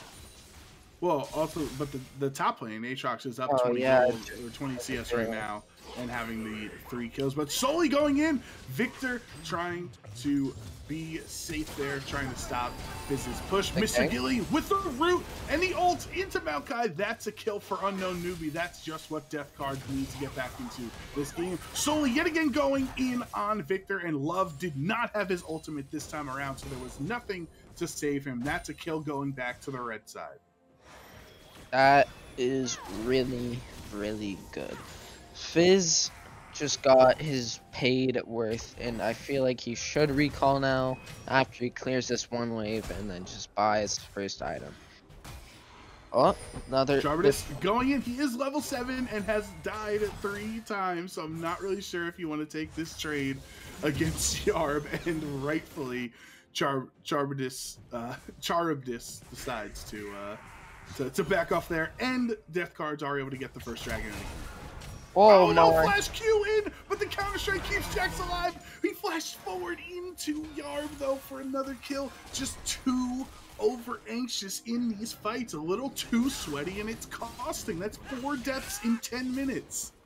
That's gonna be scary. That's terrifying. I don't know about you, but whenever I see a 4-0 Aatrox, that gives me just, I'm never coming top ever. Well, yeah, at that fight, it's just gonna get worse for your for Jackson this match if you have no jungle support whatsoever. But can you really fault Smugs if he sees top lane as such a lost cause that it's better to gank mid or bot? I feel like the smart idea here is to gank mid.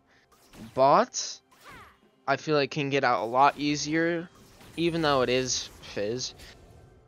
Like Morgana is stun, Twitch can go invisible. That's just too very bad. And then the Wukong should try looking fights with Kayn.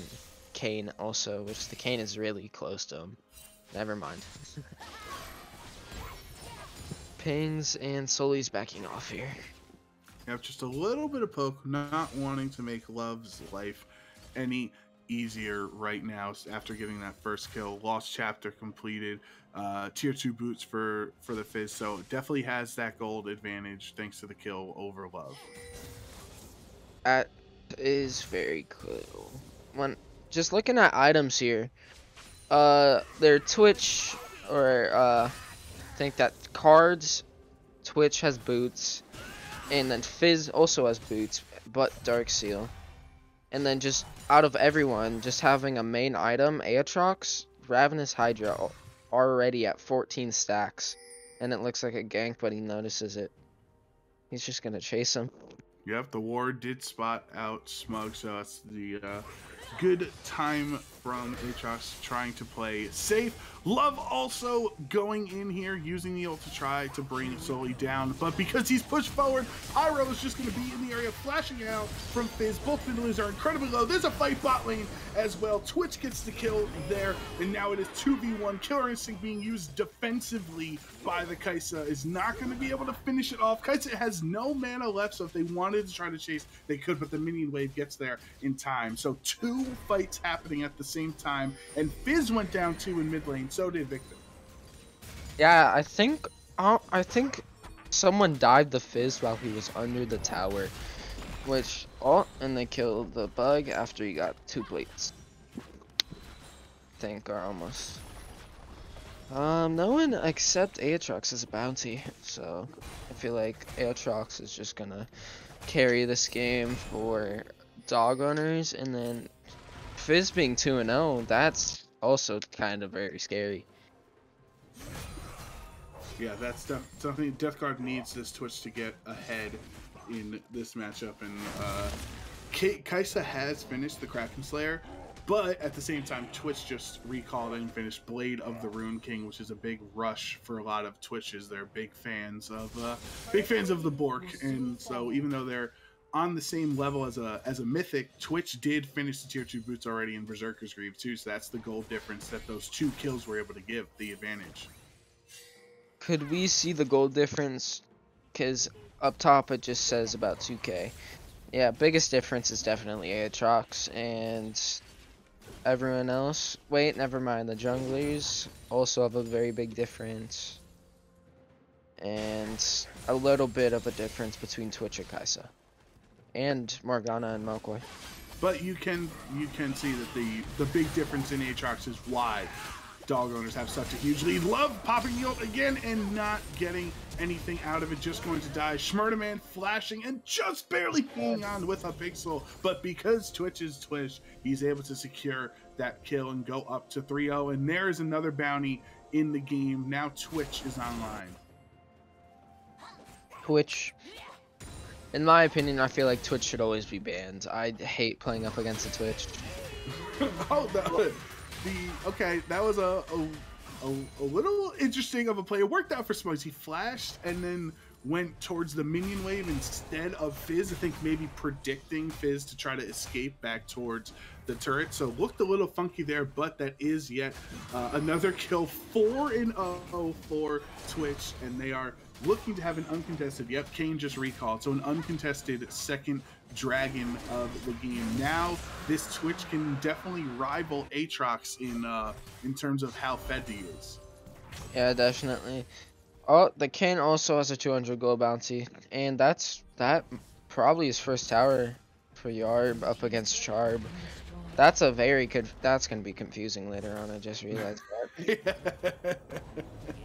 Yeah, the similar names there can be a problem. But do you expect Aatrox to ever face off against the Twitch, as he's so sharp. Just look at him naturally hitting spray and pray, bringing Kai'Sa down, just autoing attacking her to death. Had no chance for Mini in this game. First death of the game, so Kai'Sa had done well to just stay alive until that point, but now Twitch is 5-0. I do think once the Twitch kills first tower, he might go top. Just to help out the Jax, but Twitch can maybe kite out this Aatrox if he just plays it really smart. Oh no, poor Love. Love getting hit by both sides with Kayn and Fizz. Gonna try his best, running over to the teammates, but they are not gonna get there in time, and that is another kill for Fizz. Pyro staying a little over, giving the buffs back over to the blue side. Sully is still alive, even though he was the first one fighting. Smugs goes down. That's another kill for Yarbs. The Blast Cone is gonna be able, no! He fails the Blast Cone, and it doesn't take him anywhere. Yarb is unstoppable, picking up 2 kills along the way. Excuse me, a kill and an assist there, so 5-0-1. And what looked like it was starting out strong for them is, for Death Cards, is not good. Nature's Grasp not really going to be used well in that spot, but that was just a little crazy, and Fizz died again on the tail end. That was probably a very unlucky play for the Jax. The Jax used the bomb pod, or the bomb, just the bomb thing. And the Aatrox stun with like the end of his, I think it's his Q, just stopped it. Victor going bottom. Well, and Mr. Gilly is forward against both of the enemy bot laners, missing Q on Morgana, but popping the Black Shield for safety, so nothing crazy happens there. Yeah. I feel like it is very possible for them to bring it back. Twitch is 6-0. So this is very bring it back. Like, it's an even game in my opinion, even though it's about a 1.5k gold difference. This is very winnable for both sides. Turret does go down there as well for Death Card, so claw it back even closer. I think Twitch, obviously being the win condition, is at all costs 2 minutes from now the next dragon fight, or they want to go for a Baron eventually. At all costs, you need to keep him safe, because even on the other side, you know, Fizz can get in, can jump over the line. Kayn can go over a wall to try to get into Fizz. Like, there are ways for dog owners to try to attack this you know, super carrier, hyper carrier right now. Kayn does get red form. I forget the difference between red and blue form, but red form I think is better for lifesteal. They just have 2 lifesteal champions with Kayn and Aatrox. That's sometimes that can just be really annoying to go up against. Fizz in the bush up against the Victor. Rift Herald looks like he's going to be taken by dog owners here uncontested, so Pyro is going to pick that up, and they're going to, you know, maybe right before Dragon spawns or something like that, they can try to push down mid lane to try to get a early advantage in the river. But it is only a 1,500 gold difference between these two teams. That's pretty much all exclusively in the top lane. So if Aatrox is ever offside, you know, split pushing, he's not that big. That gold advantage is not going to be represented. I feel like if I was the Kayn right now, I would bring it to, you can either try to end this game with the Rift Herald, or just try to even it out a little bit more by taking it mid or bottom. But if they really do want to try doing like a mega push, I feel like they should all just 5-stack top and use it there, and just try getting into the base.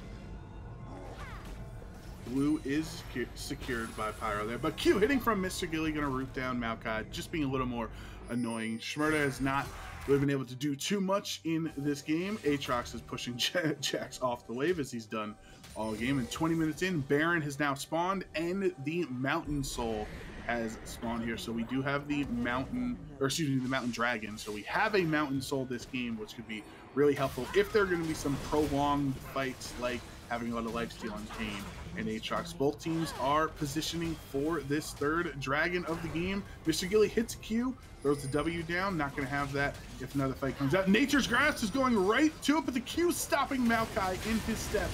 TP, though, from Aatrox, and Yarb is just going to get right into the team there. 2 are down already. Mr. Gilly has to flash. Going to be followed up by the Fizz. Smugs is taking down Mini, though.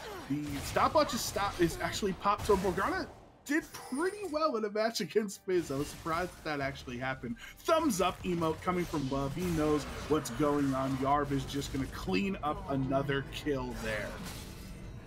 Yarb is now going 7-0. That is very, very scary. 3k gold difference.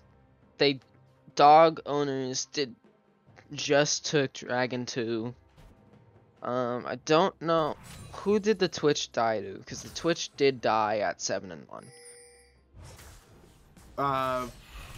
The only people that gained kills there were Fizz and Aatrox, so I would imagine the Aatrox got it there. But Counter-Strike going in, and you have 2 people coming to Jax's rescue. If Yarb is a little overconfident, he doesn't see Unknown Newbie flash stun there and give it over to Twitch. That was exactly what they needed to do. Wait for him to get that last hit, giving the shutdown to your huge ADC. So now both of them have traded their shutdowns to the big member of the other team. Yeah, that's kind of funny. The Twitch is basically the exact same place that the Aatrox is right now. Oh, that's a double kill, or 2 kills there in the mid lane. Just completely easy, no worries from there. And now that Baron has spawned, there are only 2 members alive of Dog Owner's team right now. Twitch obviously has a lot of damage that he can try to put in. Is tanking the Baron though, so getting a little bit lower than you want, but thankfully Smugs and Mr. Gilly start taking the aggro, and because Kane is bot side and nobody is there to help, Death Cards are going to get this Baron. Yeah. The Baron is just one more step. They are exactly even on gold too. It's just one more step in the direction of them bringing this entirely back, especially having Yarb being 7-1 and then Newbie being 9-1. This is just, I feel like it's just gonna be a battle between 1v9, or not 9, 1v5, and then like 1v5 also. So that's just gonna be very scary. Yarb going over the wall, seeing Mr. Gilly there hit by the Q. Smugs is going to go after him. Yarb is really strong, but can he defeat all of them at once? The answer is no. Morgana gets the shutdown with the Q as he tried to get away. Pyro has overstayed, going to force to be use his ult into Twitch and gets the shutdown there. So that is the lifesteal. That is what Red Kane can provide in a fight. A double kill headed back over to the red side and giving a new gold advantage. Pyro is able to get out as well. He was like 1 sliver from getting knocked out and leaves the fight with a double kill. I do think that he probably could have taken that Jax and Wukong, but he would have to play that insanely smart. That was a very nice play, even though sacrificing the Aatrox and the Kane just getting the double kill. Kane looked about 3,000 gold ahead of this Wukong, and Yarb being, I think, yeah, that's 4,000, almost 5,000 gold in front of Charb. Oh, Charb staying over, he gets the turret, but if that's going to help him, he said, I'll trade my life for a turret. I guess that's what Charb's duty is at this point. So they're trying to give it over to Sully. Actually does work. Love walking up there, seeing a lost cause in Jax, but decides to try to help out. Mr. Gilly misses the Q from there, but Pyro gonna ult as well into Victor. What can Victor do to stay alive? He's really low. He's 1 hit, and Pyro gets the kill. Teleport from Aatrox is gonna get another kill. Shutdown goes to the Victor, but that's 2 more dead, and it's just Smugs alive on Death Cards. And Smugs run. I don't know entirely who got every single kill, but that is now 6 and 3 Fizz. like we were talking about before, I felt like it was going to be one of the three, and I think it might be just all three carrying this one game. So, Aatrox, Kayn, Fizz, all very good powerhouses. They look like they are going to be setting up for Drag right now, which I feel like they can take it since Sharp hasn't even gotten a single kill this entire game, and Malcoy, it's Malcoy, he's the support. I don't think he's supposed to get every single kill in this game. that would be bad. He's not luck support in that way. They try to kill steal everything, so get their own items. But red team is at the dragon first, so if Death Cards are going to want to try to get their third dragon of the game, going to have to force them out of the range. One of the ways you can do that is with Victor, make it really annoying trying for them to step up. But dragon is at half health. Now they're walking around. Pyro is over the wall, decides he can go in anytime and gets right on to the Twitch. Twitch is being forced to walk away. Pyro is stunned and dead as well. Smug's going to try as the stopwatch gets popped there from Sully. They do get it. Shutdown goes over to Twitch, which is huge. And Mini, who has really not had a huge impact on this game on the Kai'Sa, is going to be faced down by the Jax. Killer Instinct used to juke away from Counter-Strike. Blast Cone hit, but right into the waiting arms of Mr. Gilly, and gets the Q on the way out as Mini was dying to the W and Q hit, and Demonic Embrace decides, I'll take you down with me. That's really funny. That, just right onto the Morgana. Morgana just stunning him, almost killing him with the stun, and then just getting on immediately dying. This is a pretty even game. From when the last time I casted one of these, it didn't look this even. Oh, Yarb is going on to Newbie too. Three items completed for him, 3 items for the Twitch as well. I think that's just really where all of this game comes down to. Pyro in that fight was able to hop onto Unknown Newbie, but was not able to finish him off before just getting absolutely blown up by the rest of the Death Cards. And that is the strategy that Death Cards need to do. They need to, you know, I know it's hard to stop because you can walk over walls and whatever, but if you can keep Twitch alive, you can win this game. 100%. Twitch with 11 kills that's just gonna be their main carry, in my opinion. I don't think anyone else. Maybe Victor if he just starts. Oh wait, here we go. Shmurda just might as well emote on the way down if you wanted to, because Shmurda, man, had absolutely no chance there against the Twitch. Now a 12th kill for him. That's not. Poor Shmurda, man. Just running, and it just doesn't do anything. They're gonna be a Baron fight here. Yep, Baron did just spawn, so everybody is in the area. Yarb doesn't need to TP to this fight late since he's already in the area, which affected some of the team fights earlier. But Pyro going over the wall, airborne, but into Morgana, not a priority target. Kayn has to ult into Smug just to stay alive. Stopwatch used yet again from Fizz. Pyro with the lifesteal, taking 2 down. Unknown Newbie gets down. The shutdown goes over to Kayn as well, and Jax is gonna try his best. I give him credit, the stun actually works out, and a double kill for Charmdis, bringing himself back into this game. Jax is able to scale up just like everyone else, and who cares how top lane went because he just got a double kill. His first 2 kills of the game, by the way. Yeah, Charm getting those 2 kills definitely helps him. I think he's the only person without 2 items. Wait, never mind. The Malcoy also doesn't have 2 items, but the top laner and the support are 2 very different roles, so that's... We saw pings going down to the bot lane, so if with Victor and Jax headed down there, that looks like it's the next objective for Death Cards, trying to push that in, push that wave in, and in just under 2 minutes time, we can have a potential Mountain Soul taken for their team.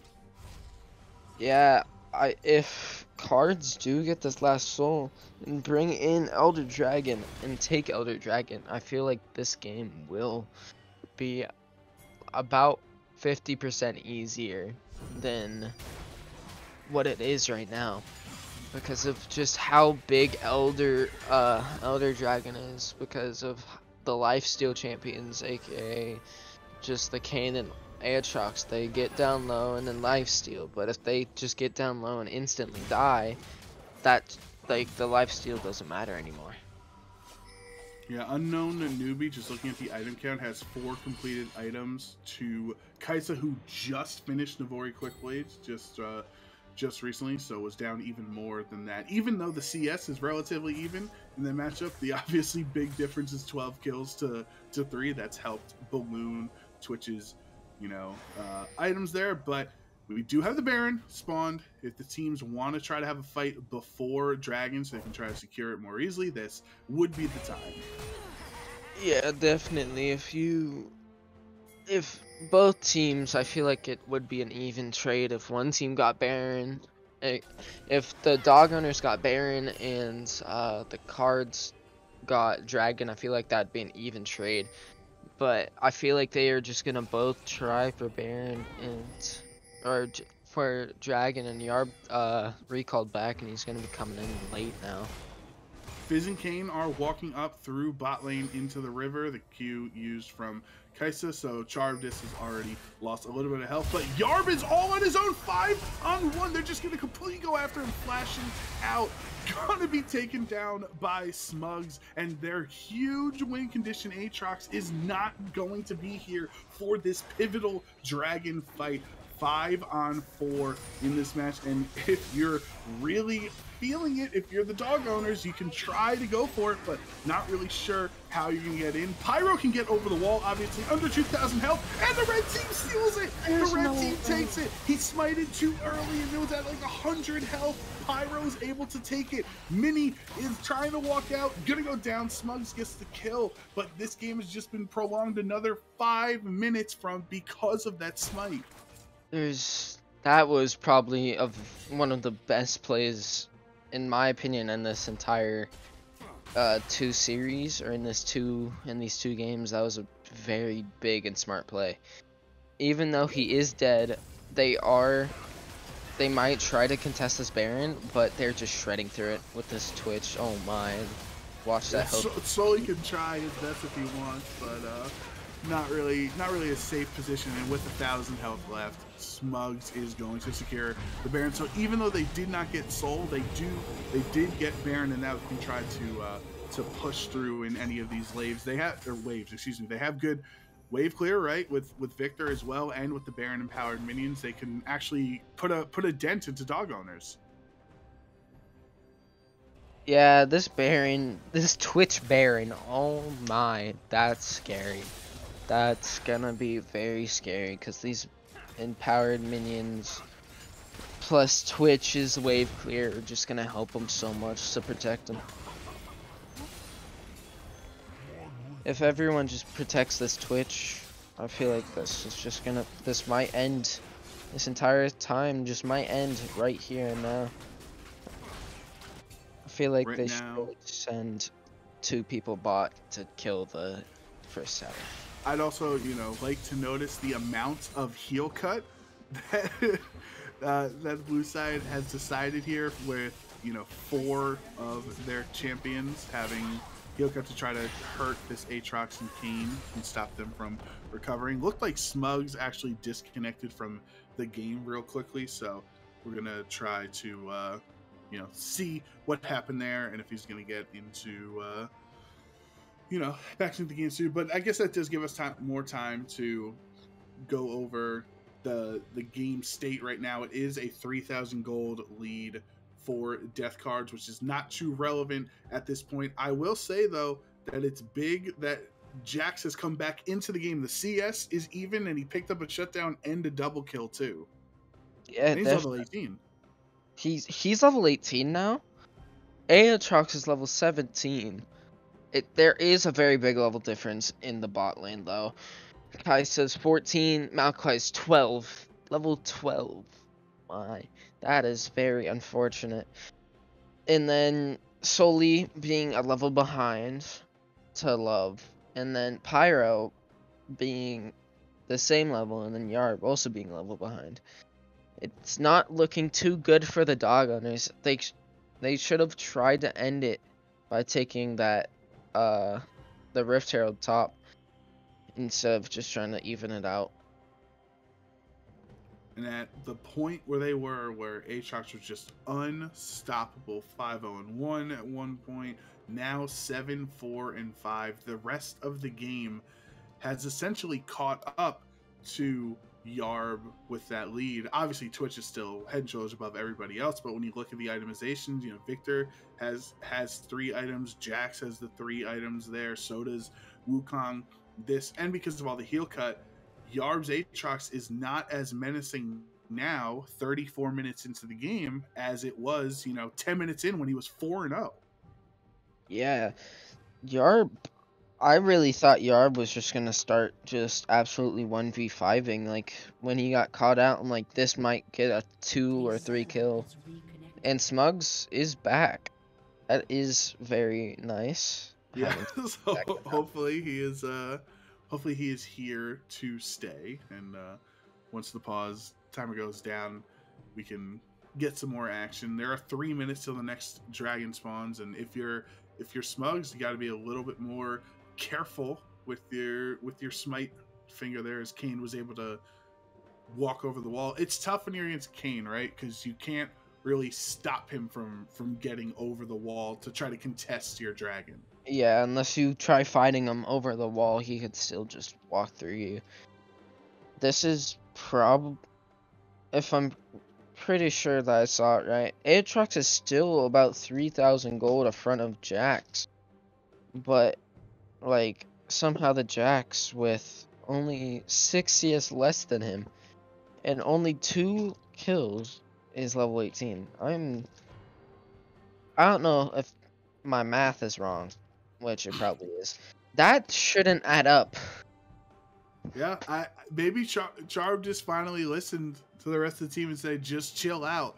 Like, you're already losing lane, don't make it worse. Dying 4 times in the first 10 minutes of the game is not what this team needs to close out this series. So it just lets Jax stay safe, try to go on the side lanes and get as much farm as he can to even out. Because at one point it was like a 40 CS advantage for Yarb.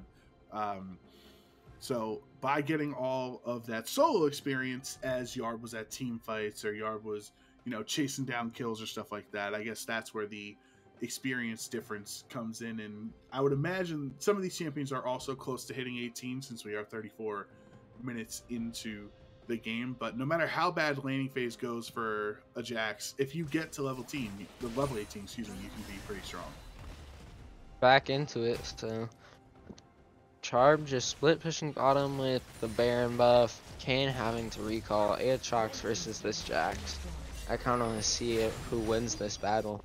Yeah, if they actually decide to go with it, Charb is just going to push in the wave, go for a hop onto Yarb, but not really anything happening there. We do have a bit of a visual issue there in that second, so it's catching up now. There we go. Yarb deciding to fight back. Charb just does not want to take this fight one-on-one, and the Baron empowered minions are just going to continue. These cannons are just going to keep going towards the turret. We mentioned the Victor's wave clear helping just delete those minions and giving his team such a huge advantage. Mini is really not able to help by themselves right now. That is the top turret down, and now the inhibitor in top is going as well. Look at Twitch just completely deleted.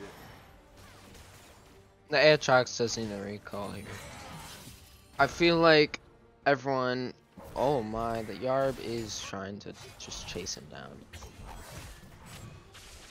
So yeah, Aatrox is a little distracted, so Jax is doing his job as a deterrent for the Aatrox, even if you can't kill him. If he's not in this fight, it's just a 4v4, and the rest of your team is stronger. Pyro is half health, gonna have to walk back to the fountain to recover the HP. Red team is... Their mid lane turret is going down, and just a couple of autos is all it would take from Unknown Newbie to get this inhib, but for now they're just going to walk out. Even though they're that close, they don't want to risk it. Yeah, they probably saw that the Aatrox did recall, and they were like, we do not want to fight a 4v5.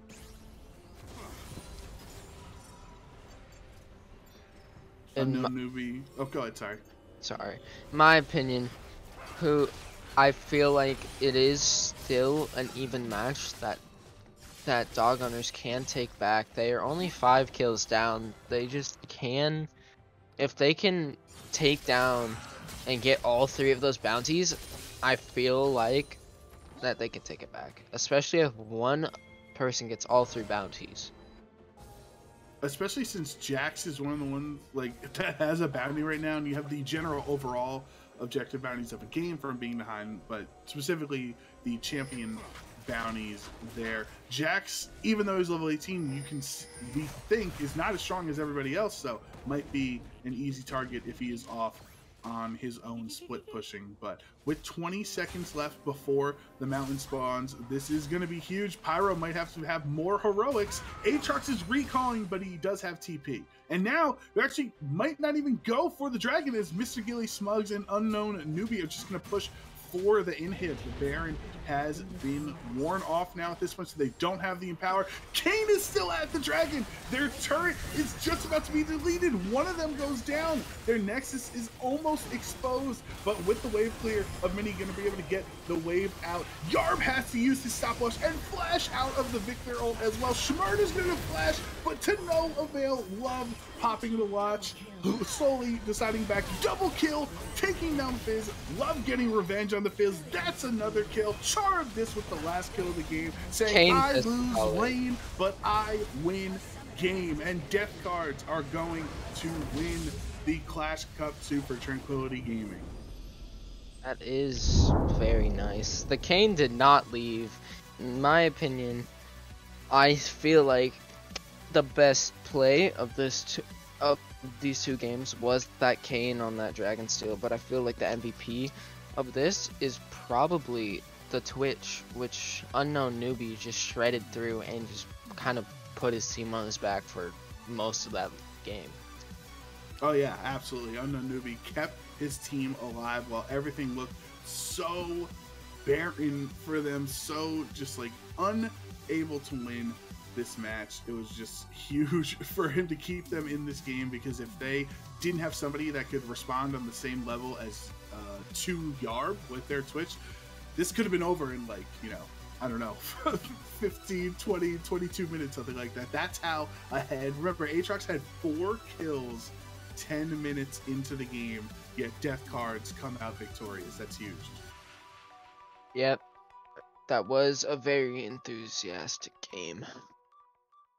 Well, as we cool down here from the match, we are going to head back over to the analyst desk. So just want to say, as we're heading out there, make sure you watch over there to see the giveaways and everything in their post-game analysis. Just want to say thank you for having us here this weekend. I was casting yesterday. Panda, it was a pleasure with you today as well. It's been a lot of fun. Congratulations to the Death Cards, and let's head back over to the analyst desk.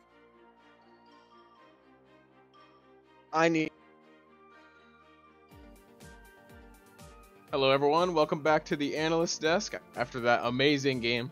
What a way to end it. Big surprising ending there, but I think it was amazing. So we're going to talk about some of the stuff that we saw early in that game before we get to that amazing ending. So one of the biggest themes that we were kind of worried about there is Jax has a really easy time into Aatrox lane. In theory, you know, Sayuna was telling us that he plays a lot of Aatrox in that top lane, and he knows how that matchup goes, but Aatrox did an amazing job finding 3 kills before 8 minutes on that Jax and being able to hard push that tower and get that early prio in the top lane. Sayuna, anything you want to say about that top lane matchup? Yeah, I think the ganks from the Kayn really helped him out early on, and overall, I think the Yarb played that matchup really well in the first few minutes in the laning phase. He shut down Jax really well when he made mistakes, capitalized on him, and it made it so Jax had a really hard time getting back in the game. Yeah, for sure, but get back in the game he did. We'll talk about that in a minute, but there was a lot of early farming and kind of scaling. Maybe we saw a couple people get picked across the Kai'Sa and the Maokai, but the really first big turning play was Aatrox with a 1k gold shutdown getting caught out on that tier 2 tower, and then in the mid lane Kai'Sa Maokai getting caught out, which led to a Baron for free for the blue team. Anything that you want to mention about that? that Baron play and how Aatrox could maybe have not gotten caught there, Scotty? Well, there's not much they could have done really. Their support wasn't getting much vision for them, and it was a little bit hard for Aatrox to even walk up ever. And if Aatrox walks up, he gets caught out, and then that's the Baron effect's gone. Yeah, something I think was a consistent theme across both teams was kind of just getting caught at certain crucial times. Like when Baron's up, it's of course good to be bot lane when you have the TP and you're able to make that cross map play, but of course got to be careful about getting collapsed on, getting caught. If your team is not able to do that Baron without you, right? Normally you'd see the top laner split push bot, and if he gets collapsed on by 3-4 people, you can just do the Baron. But unfortunately, his team was not in a great position to do the Baron, just because they were not as fed as the Aatrox was at that time. So that was something that we saw that was a big turning point for the blue team, which again we talked about. The Jax was shut down early, but the more time the blue team buys, the better that Jax is able to scale. He's able to get more items, and once that Jax comes online, there's no stopping him. Yeah, and I think that this game can be a lot of the reason that they were able to win is because of the Twitch bot lane just completely rolling and taking complete control over the game. And like you were talking about earlier, that shutdown onto the Aatrox and the tier 2 really brought them back into the game. Like before that point, it seemed like Aatrox could potentially carry, but at that point, it started just swaying in the direction of that. I think one of the biggest problems for dog owners was that they picked a lot of champions that are not currently meta, like Fizz and Kayn. If you're playing Fizz into Victor, you're gonna lose the game. If you're playing Kayn, you're gonna lose the game. Statistically, you're at a disadvantage. Yeah, so one thing I will say is that Kayn play was very beautiful. I thank you for that. But unfortunately, it just wasn't enough. Some of the biggest plays that I saw was, of course, that drag steal and getting that double kill on the Fed Twitch and the Morgana on their blue side, taking out 2 of their Baron buffs almost immediately. I mean, I thought the Kayn play was great. I mean, I think if Kayn's in a better spot, maybe has some better itemization choices, like his items are buffed, like we're seeing in the next patch, then Kayn's able to carry that game out in return to the Jax, right? But unfortunately, despite the great gameplay, it just wasn't enough, and we did see that Jax eventually come online by the blue team able to get those early drags, which meant that the red team is not able to start stacking drags early and then win the game before that Jax becomes the most powerful champ in that game. Yeah, I think that like to steer us towards the end of the game, we're talking like the very end of the game, the last dragon that Kayn decided to commit for when he was getting sieged in. I think that made it like just like I think that call wasn't great. It led to the loss of the game. Earlier in that game, we saw Kayn steal a Drake, and I think that because he saw that happen, he was like, "Oh, if I get this Drake, I can deny Soul." Because I think it was a little bit too much tunnel vision, and it made it really hard for the team to come back from that. Well, we've seen it in Korean and Chinese pro play, the old Nexus for Baron, or Nexus for Dragon trade. Usually tends to not work out, but I do think that it was, it was very exciting to see that kind of end, and seeing the red team think that they could hold off that siege, and then blue team just finding a great team fight and able to force out his Zhonya's and then eventually get those kills and end that game. Really exciting ending. Wasn't sure how it was going to go until the last minute, but again, that Jax and Twitch eventually are just going to be far more powerful. So I believe that we're going to get some graphs here. We can look at and see some stats on this game and see what happened. So here we're just looking at total damage, and you can see that blue team, that early lead on Twitch is just so plentiful getting into that late game. He's able to get those items that power spike him so strong. Like we're looking Bork and then run-ons and then IE. He's just able to do so much in team fights by attacking everyone with run-ons and applying all the on-hit damage from Bork. Yeah, and then we see on the red side the Aatrox who got ahead early. Like we can see he has the most damage on his team, but at the same time, compared to the Twitch, it's just not enough. Like there was an ability to snowball that he had in that game, but unfortunately he didn't seize the opportunity. Yeah, unfortunately, that one or two times that he got caught on the bot lane, that tier 2 that we already talked about, and that one time in the mid.